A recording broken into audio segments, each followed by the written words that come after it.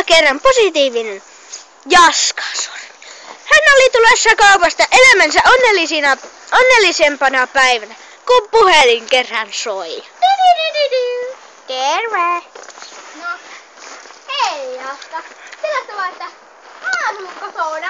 Mitä sä haluat? Sun pehven!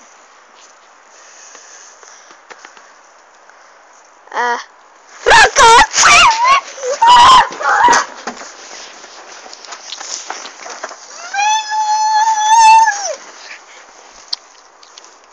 Se on meillä. Mistä sinä sen tiedät? Taas mun edessä toivosta. Ai jaa.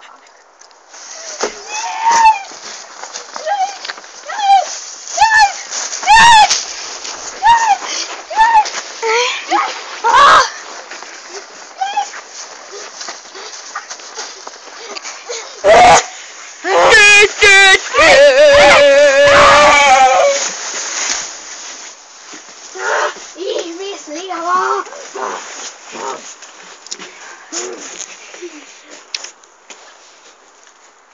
Ja niin päättyi Jaskan ihmiselämä. Hänestä tuli kannibaali, joka söi vain poikia.